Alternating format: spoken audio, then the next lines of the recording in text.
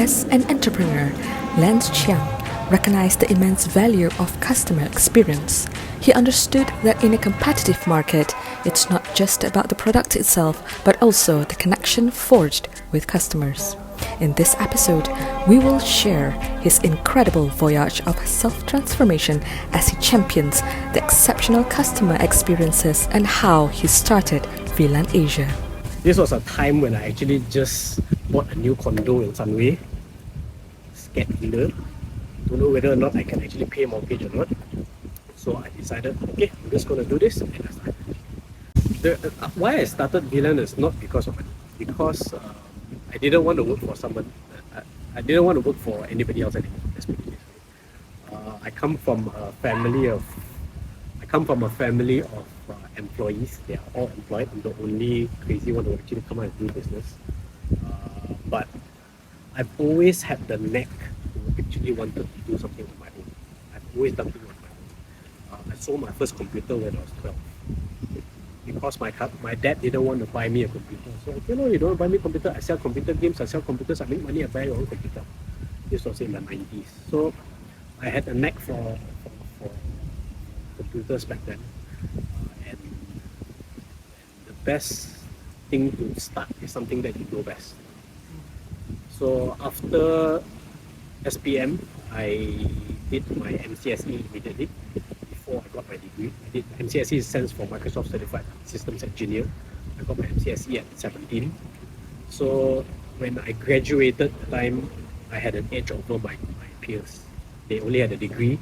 I had a degree and an MCSE cert. So I had an edge over my peers. So I knew what Microsoft was offering back then. So I was able to offer something different as opposed to my peers who just graduated.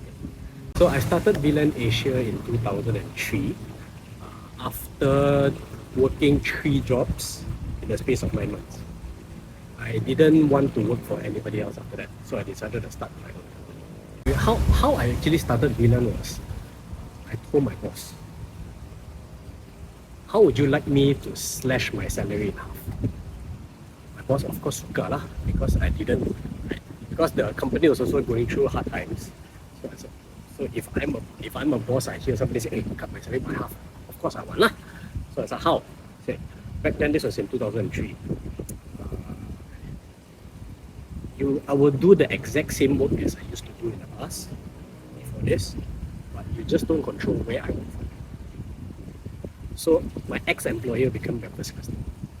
So I got a 50% pay cut, but I went out to actually look for more jobs, look for more customers. That's how I started Vlan. In 2017, fast forward 15 years, after going through cycle after cycle of new business, new requests, new customers, old customers going away, in 2017 I decided to stop doing hosting and decided to move my entire hosting business to cloud.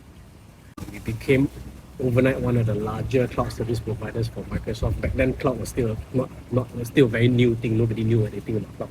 So I moved all my customers across the cloud. So that made us one of the larger, one of the more prominent cloud service providers. Then we realized after a couple of months, we had so many customers and we decided, we actually had problems keeping track with all of our customer requests. A lot of customers sent emails saying, hey, I need to do this. And some of our team, some of my engineers, they forgot. Or they slipped through the crack. So we started using a software called Zendesk. Zendesk is a service desk software to ticketing system lah. So we used it for a couple of months, a year in, we realized, hey, not bad this software. So I wrote to Zendesk, hi, would you like to get us to be a Zendesk partner in Southeast Asia or Malaysia? You can sell Zendesk because we know how to use it. Zendesk wrote back to us, they told us, hey, we have a partner program but not in Asia. Would you like to start it?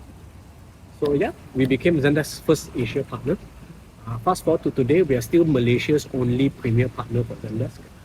There's about 2 handful of Zendesk partners in the whole of Asia. We are still one of the more premier ones, but we can always say that we're the first Zendesk partner in the whole of Asia. The highlight was I actually spoke at the Asia Leadership Conference in Korea. I was a keynote at the blockchain track. Then after that, the second highlight from my time in the foundation was I spoke in Pakistan, of all places. And I really can't wait to go back there because it's a beautiful country. I wouldn't have thought of actually wanting to go there in the first place. I was invited there to speak at a startup conference. And from there, I like, holy cow, this place is fantastic. I really love the place. I love the people, the culture, the food. And this was when Pakistan was also just coming into the startup scene as well. So it was very new at the time. For me, I don't even measure who is top, who is second, who is third. But what I do is I benchmark against them. When I say benchmark, I look at what they are doing.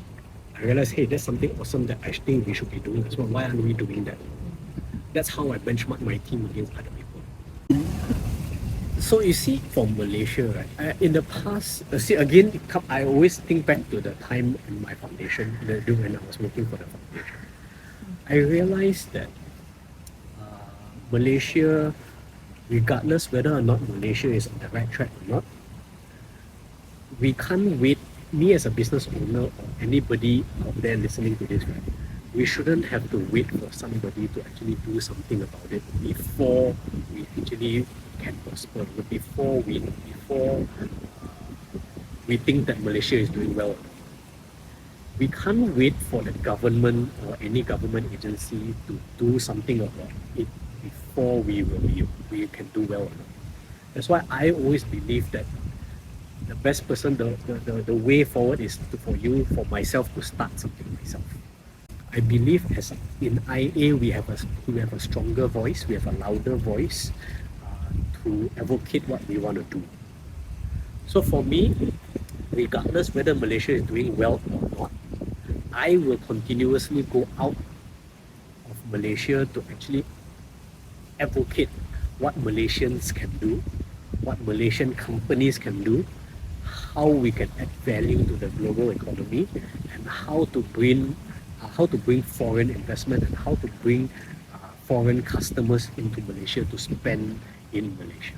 If we do well outside, if collectively IA members go out of Malaysia to do well outside, there's no reason why Malaysia can't do well. There's no reason why. So if IA members alone, because you see IA members, we are all the digital infrastructure players in the country. If all of us go out there and promote Malaysia as a very strong, Malaysia has very strong digital infrastructure, and why a foreign business should buy from our service providers, Malaysia will do well. Thank you for watching. Don't forget to subscribe to our YouTube channel and blog post. See you next time with another Tech Leader. So when that happens, people feel comfortable, people feel happy. When they feel happy, they will remember you. That's why people think Malaysia has better hospitality. Nothing is as transactional as they are in more developed countries.